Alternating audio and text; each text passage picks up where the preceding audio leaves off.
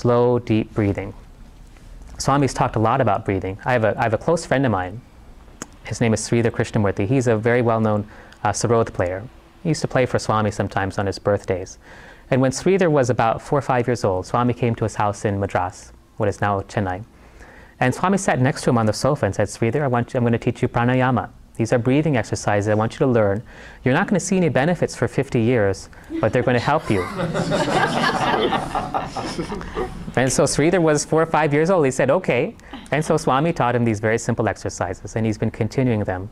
Now he's a highly advanced yogi, very close to Swami on the inner plane. So Sridhar went, when he was about 6, a guru came from the Himalayas to his house. The guru was known to their family. And the guru looked at Sridhar's hands, and he says he's meant to be a sarod player. Now this guru was what we call a nada yogi, that is someone who uses sound for healing. And so he took Sridhar at the age of 6 to the Himalayas, where Sridhar studied for the next 25 years, living in the caves of the Himalayas. Let me just give you an example of their lifestyle. So when they were learning to play, they had a cave where they had different pictures from the Puranas, the Indian stories, different paintings on the inside of the cave, or the walls of the cave.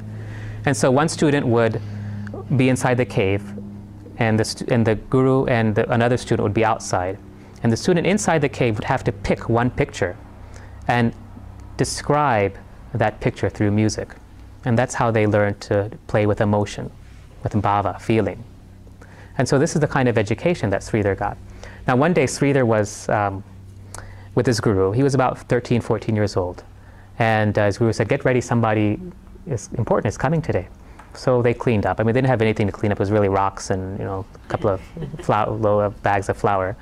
But they got everything ready, and they were all set, and a young man came through to their camp. And Sridhar's guru touched this young man's feet. This young man touched Sridhar's guru's feet. They had lunch together, which back then was 1 chapati per day. And afterwards, they had some talk on sadhana and spiritual matters, and then the young man left. That young man was Babaji, the great master. So these masters who live in the Himalayas use the breath as their channel to communicate with God. That's why the reason I'm telling you these stories, I want to impress on you how important the breath is. There's a place in the Himalayas, won't describe the name, but in that place it's about 14,000 feet elevation.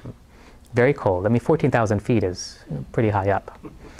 And so these yogis live there year-round, winter, summer, and so forth, and they keep their bodies warm through this pranayama, through breathing. They've learned to regulate their energies through the breath. They learn to keep themselves warm through the breath. They learn to cool themselves off through the breath. They learn to survive in the minimum oxygen at that level through the breath. And Swami has talked about them to certain individuals about their yogic practice. This is how important the breath is.